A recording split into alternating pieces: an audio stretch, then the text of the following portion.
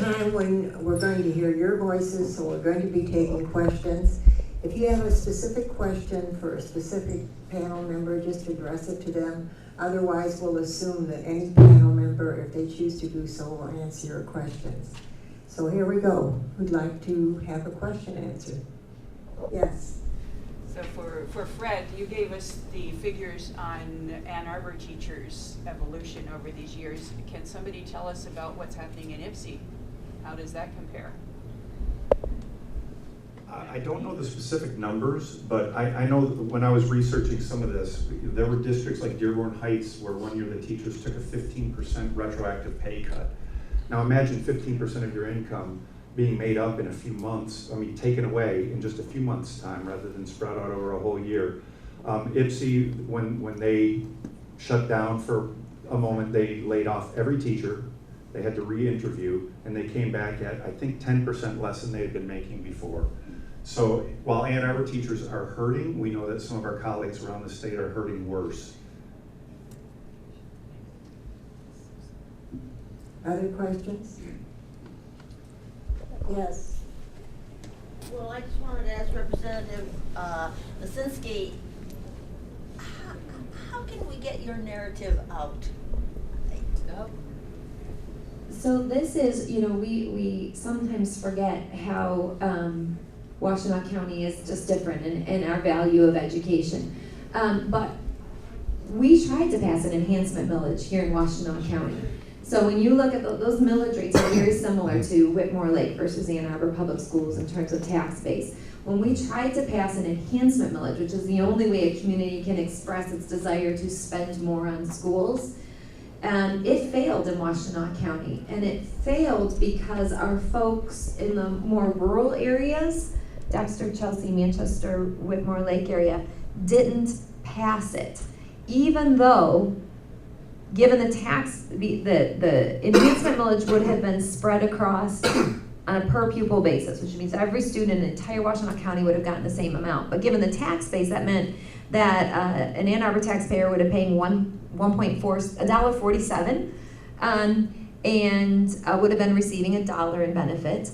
And in Manchester, they would have been paying 73 cents per student and receiving $1 in benefit. And it still failed. And so it quite literally is talking to our neighbors, talking about the facts. Now, I gave another workshop last week on how to talk to people who have different values than you. If somebody locked you in a closet for 12 hours of completely different value set, yelled at you, screamed at you, would you come out of that closet with your essential core values changed? Okay, so don't do that to anybody. But what you can talk about is, I know you value your child. I know you value your child's education. This is where we are today. This is what our funding looks like. What do you think we should do about it? And listen.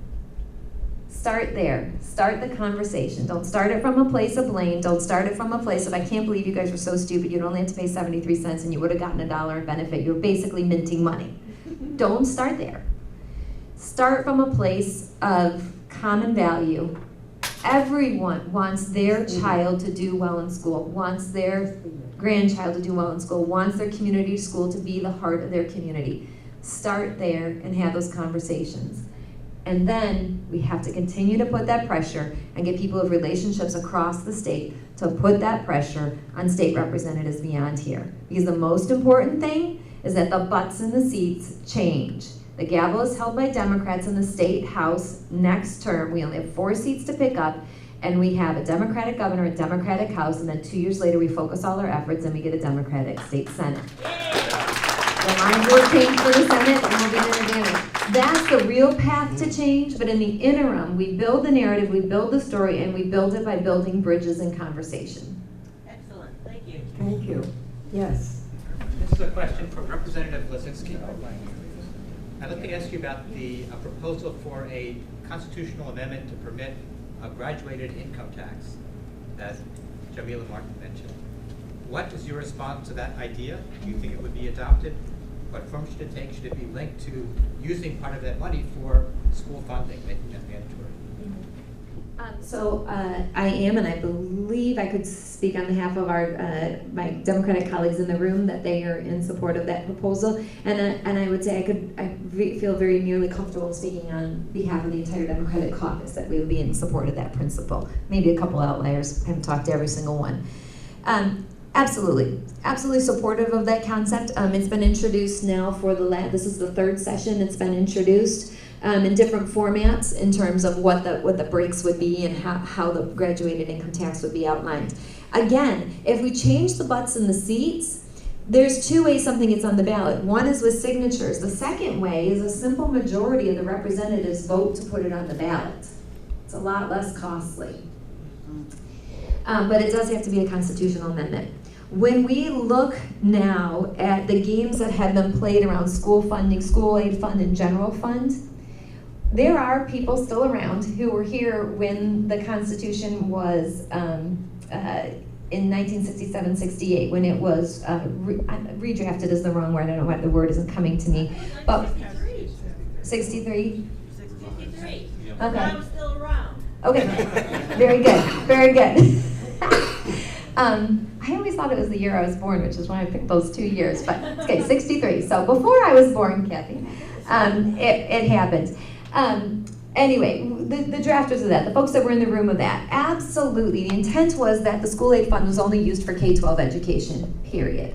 And it was under a Democratic governor that it was first had a definitional broadening to include community college and higher education during the economic downturn.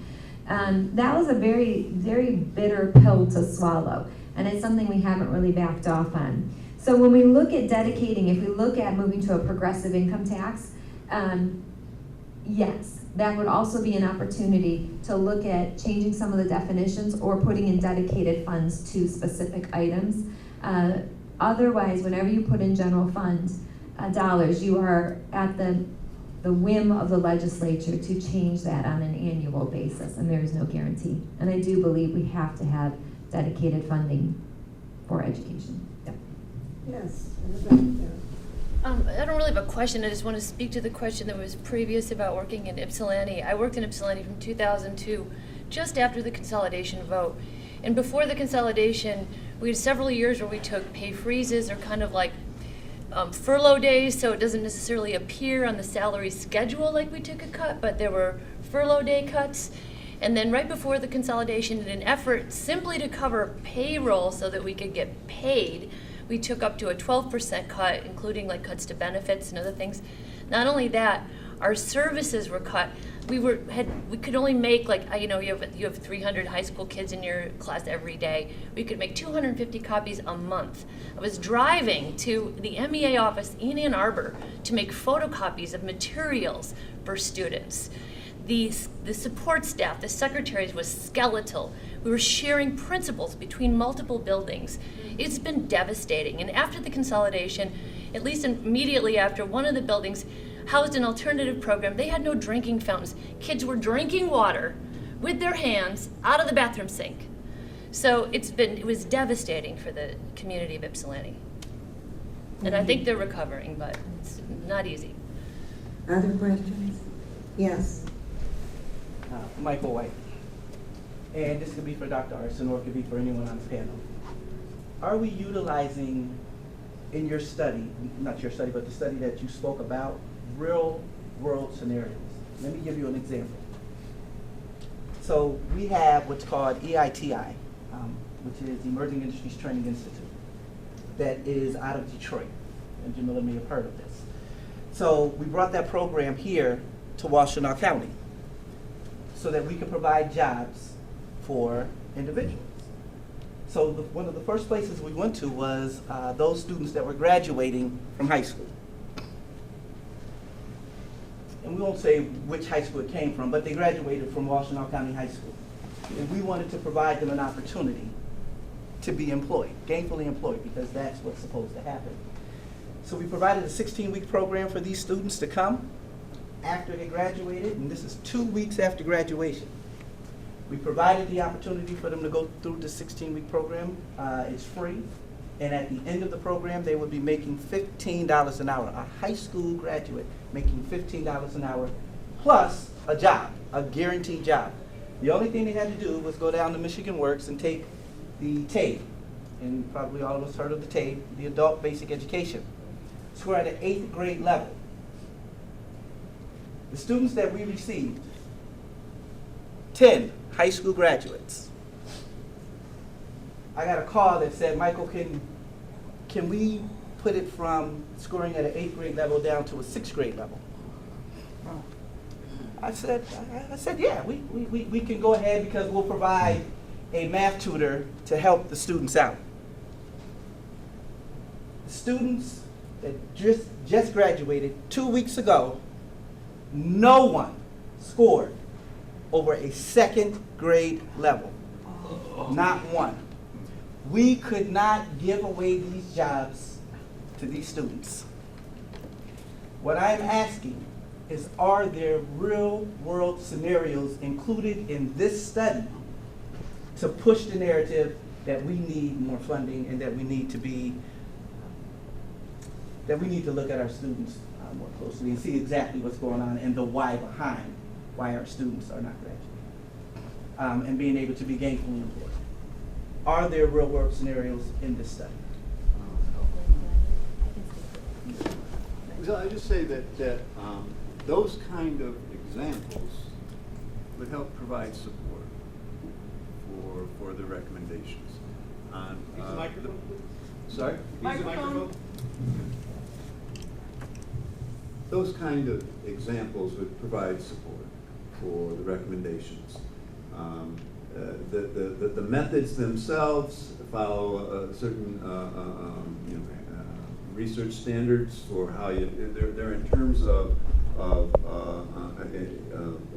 things like this. By the way, the study, this is important to know, that research collaborative, the adequacy study, assumes the existing wages and salaries are constant. Right? All the additional revenue is going to expanded services. So it would be going toward the counselor, for the smaller class size, for the early child education, okay? Each of those recommendations for the services are based on research that's been established by academic researchers about what kind of services make sense in attaining student outcome expectations, okay? So that's the nature of the exercise.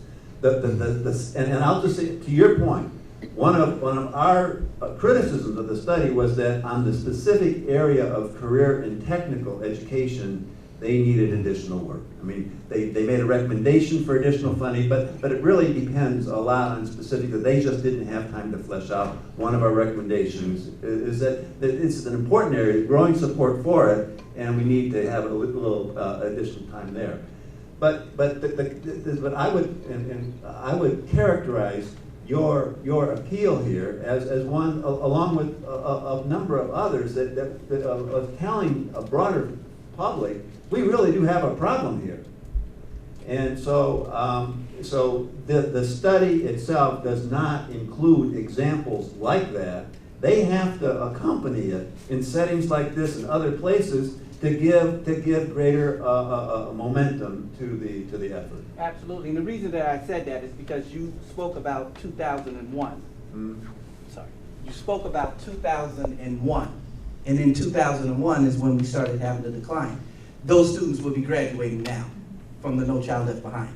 Yeah. So those are the conditions that were put in place to have the effect that we have now of students that are coming out that cannot read, cannot write, cannot do math, cannot comprehend, and we're at a 2nd grade level, and that is unacceptable. Not you, just saying it's unacceptable, and we all need to be held accountable for that, because we need to be doing more. And so what I want to be clear too is that we are honest about the fact that we're discussing a lot here about funding, right? We've gone very specifically on the funding crisis, but what we cannot disguise, what we cannot overlook, is that this is a moral imperative. We're talking about funding mechanisms, but what this really is a community crisis, and it is a moral imperative that we ensure that every child has the opportunity to achieve. And we shouldn't get bogged down in, well, this is the mechanism and this is the mechanism. The underlying value that we share amongst us is that it is a moral imperative. It is a failure of our society at its most fundamental level not to educate our children. And so while we've gone deep in data and numbers, we cannot forget the passion and the values that we bring to this as a community. And understand that that is the part that actually does flow through many of our community members on both sides of the aisle. We have very different views on how to get there. We have very different views on those. But this is a fundamental failing of society in what we are doing, quite frankly, actively to our children. Which is why I always struggle with the term at-risk students. I feel the correct term is students put at risk. It is a conscious choice that students are put at risk. They're not at risk because of who they are. They are children that have been put at risk, and we have done that. So with that little step up onto a soapbox. Well, that's great, thank you. Yes, sorry, go ahead. Thanks. And then you. Okay, I can shout, I guess, or go to the microphone. Thanks. Hi. Hi, Monica Cross-Williams. I'm in between 3 school districts, each of which basically is distinct and different in regards to how students are educated. Van Buren Public Schools, where I live at, I live in that area, there's Ipsy Community Schools, and there's also Lincoln, right? So these children all intermingle and associate with each other, right? But in the same aspects, there are 3 different levels of education, okay? And I'm gonna get directly to my issue.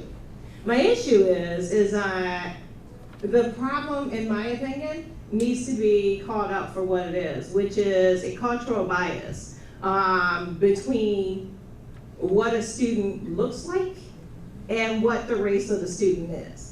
And I understand that it's hard sometimes when we're talking to people that may not look like us and may not perceive or step a moment in our moccasins to say words like racism, but that's what we're dealing with.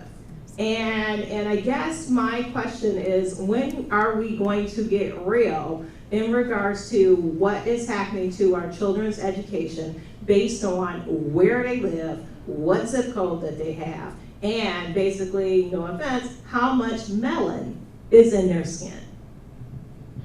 Absolutely. So that's the essential part when I was, with my Republican colleagues, right? It was always the other, right?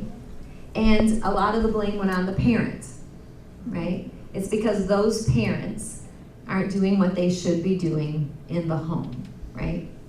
And that is, at its root, it is a racist point of view. And until it came, quite frankly, into what they viewed as their own backyard, their own community, when the reading scores of white children declined to the point that they're just barely above children, our brown and black students and children of lower socioeconomic, that there came this agreement, oh boy, something is going wrong.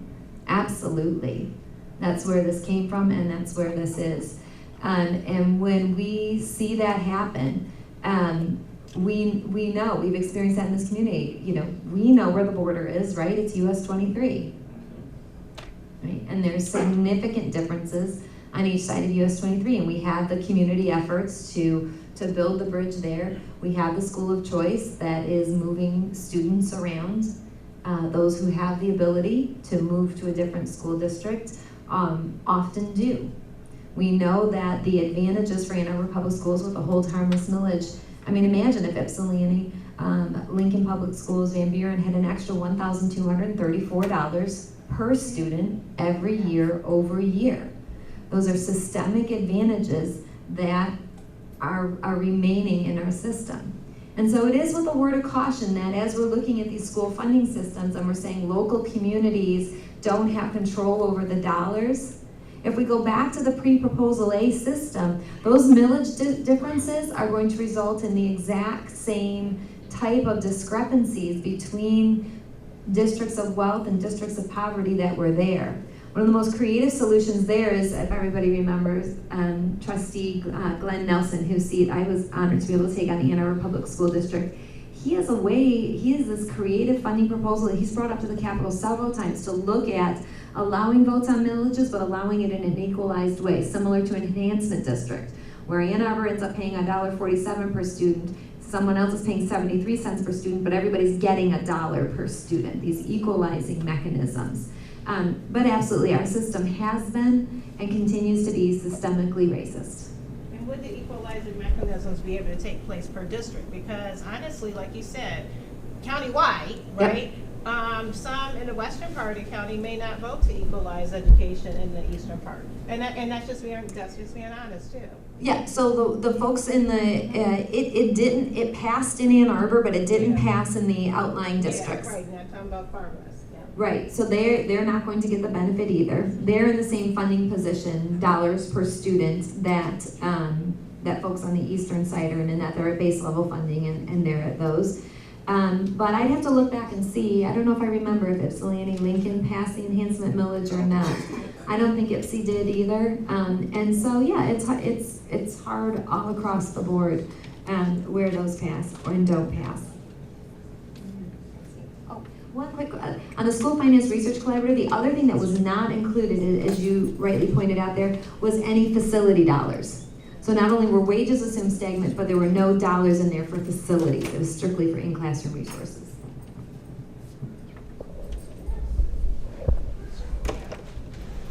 Just want to remind folks that there are these issues at the county level, but they can't solve them. I mean, the enhancement villages they're just a baby step. That you know, you could say things. We gave control to the state for the operation of the funding that they could have done. So I don't think Proposal A was bad. Is that once the power went to Lansing, they didn't do what needed to be done. Okay? And I will agree. So I want to say thank you for your comments about how things work. I was appreciative of Jeff offering some observations earlier. I would just say that in terms of changing the, I think the term was butts in the seats. It's a technical term. Yeah. So, and the point has been made here that we have a funding system where the money follows the kid. Well, that moves in the direction of a more voucherized system. It's essential, and especially that point that you make that a voucher that goes with the kid that doesn't adjust for need, okay? But here's the point.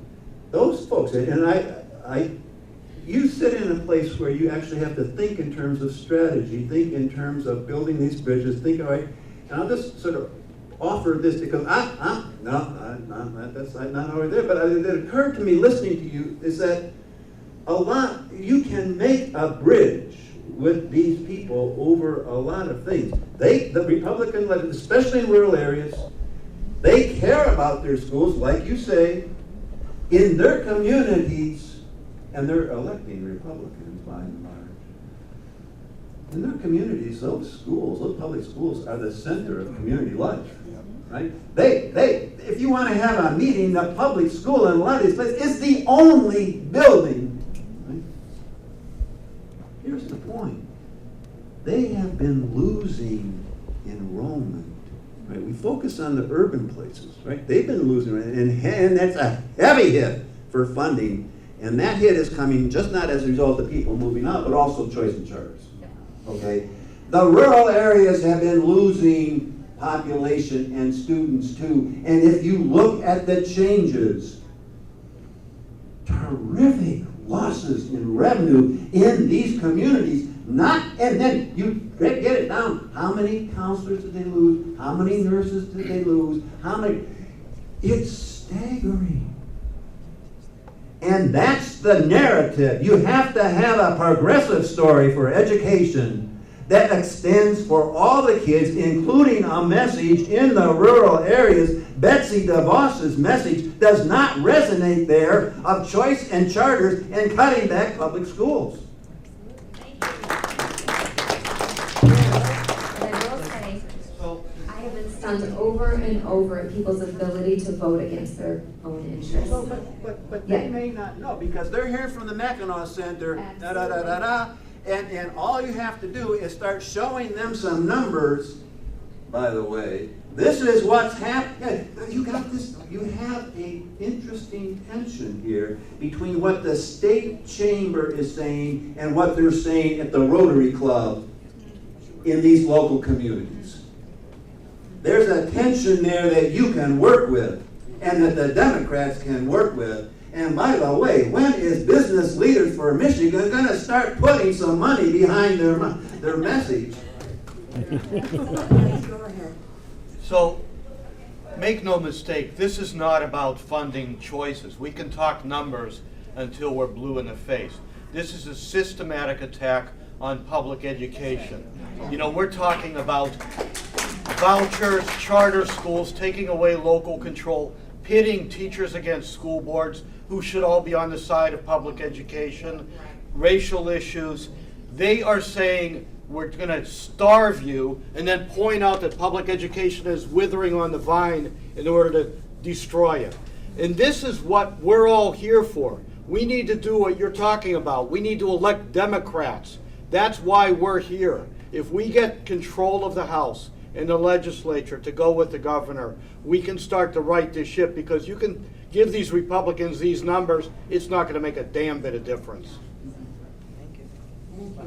We're going to do one more question, but I'm sure the panel will be here and you can. Superintendent. We should hear from the superintendent. Oh, yes, go ahead. I don't actually, question. I don't have a question. I actually want to give a comment, because I feel like the people in the room really need to understand some things that have happened, and I'm challenging my teacher. I was in Dave Harrison's class. Imagine, I see this. I was seeing it all the time. But this is a real passion, because, and I wrote a paper, wasn't the best, but I started it because I wanted him to write a white paper, so I'm putting it out here, on Ypsilanti Community Schools. Because what you hear is school funding, and then people come and say, oh, I want to be a part, we want to add projects and programs. It's not about projects and programs. This school funding is our business. It's not about anything else. If you don't take this part seriously, we're never going to make the academic gains. So when you hear about the facilities piece that was missing, we paid $14 million a year on the old debt from Willow Run and Ipsy. They promised you, the voters, $1 extra $100 extra per student when the consolidation came. They didn't get that money. They did not get the money that was promised to the voters. So we pay. So not only the whole harmless piece that we don't get, we pay $14 million, and right now the bonds are at 5%. My house mortgage is not at 5%. But we have to pay that every year before I can pay a teacher on debt that was there before the people, the students who go. You talk about 2001, right? Like you talk about 2013, this debt that was before even this school board. And so when we think about the fact, even if we equalize money today, it's not going to take away that debt that we have as a school district that we're going to be paying off. So when you look at Van Buren, they don't have this debt. When you look at Lincoln, they don't have this debt. So you talk about the same demographics, but we're not talking about equitable funding. And until we have the money to do something different, we cannot be different. And so we have to look at, and having a program, I appreciate all these partners, but partners are not going to give me a teacher. We look at the research. The research says the difference for a student is their teacher. Their teacher. So if people question, why am I pushing out on some of these programs? I don't need you pulling out students from the classroom to be with the teacher who is educated, to do the very great job. I need a great teacher. I need them to be in class, to be learning, so that they can go and have a greater opportunity for a future. What we're seeing is the pitting of teachers, so teachers are moving. You think it's IPSI, Ann Arbor had 58 openings the week before school. Guess where my teachers went? I was fully staffed. It's not their fault, because they got to teach their kids too. It's not okay anywhere in our county. But we trained them, we gave them we were prepared. But then they look and say, well, what happened? All the teachers from IPSI High School are now in Ann Arbor. All the math teachers. Everyone that was there at the start of last school year, every single math teacher that was at AC Tech is in Ann Arbor. Is it Ann Arbor? No. It's not pitting. You're right. We're pitting each other against each other. But the issue is school funding. So I appreciate they talked about we're going to be able to talk about education in January. This is education. School funding. So we don't know about it if we're not talking about it. I'm so appreciative that you are bringing this item up, because this is the core of what we're talking about. And it is about equity in terms of race, in terms of where you live. Because did you see the charts? It was all about taxable values. It's about how much somebody's house costs. This is how our education system is structured. So if you talk to someone, you can talk to teachers, but if you're talking to superintendents and school board members, this is the issue. It's not about A to F. It's not about third grade reading. None of that actually even counts. My day is looking at dollars. I need to figure out how to get either the interest lower, which they said we probably couldn't do, and Senator Erwin was fighting for me, but how to figure out how to deal with that debt. Because I can't talk about moving forward because it's this legacy debt. And so when people are looking at IPSI Community Schools, that's what they need to be talking about, is the funding.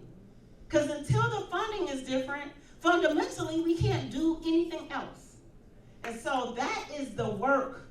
This is the work. Electing the right people is the work. You might say, well, what, are you doing something? Launch Michigan. If you believe in them or not, they at least got the power, and I've asked them to come to IPSI Community Schools. We have a conversation with Neil from Ann Arbor Foundation and Tanya Allen, who's hosting those. State Superintendent Michael Rice will be here, because everybody needs to know about this issue. We had Pamela Hornberger, although she didn't say the truth of what, that's not what IPSI's teachers said. They didn't say, let's use the third grade reading law against that. So she keeps that narrative, that's not the story.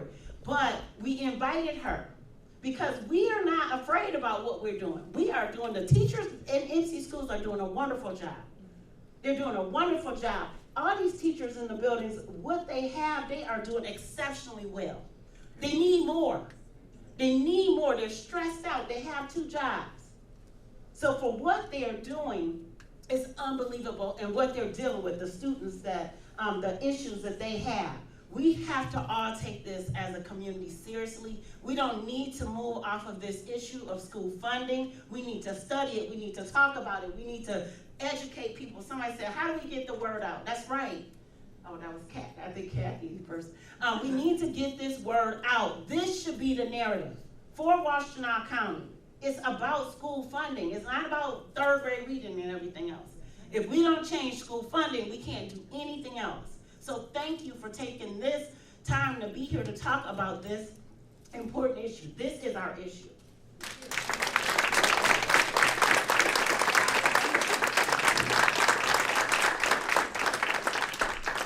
Ladies and gentlemen, my watch says 11:47.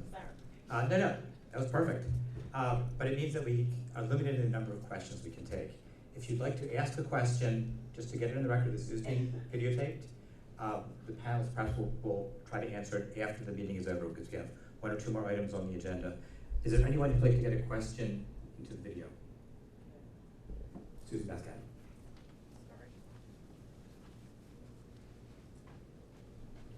Thank you, Elaine. I was going to say so much more, but you said it very well. the question I want to put on the table, I also, first of all, I'm a school board member, longest serving in the Ann Arbor Board of Education, and thank you, it's been hard work. But I also serve on the board of Michigan Association of School Boards, and one of the questions we're muddling around regarding school funding. And so I'm just putting the question out there, don't expect the exact answer, although Dr. Arson would like you to weigh in on this idea. I believe that there are really no new things, and this happens to be one of those things that was discussed a while ago, about dropping the sales tax 1%, but expanding the base of things that are taxable. For example, how many of you have paid taxes on your movie theater tickets? We don't, but what if we did? And that money went to schools. So that's just the question. Thank you for the time. Thank you very much. I'm sure there are actually other questions also, but our time is about up. So I'd like to, at this point, to thank the panel. If I might, if you could answer those questions, the question afterwards. Would that be all right? Thank you so much.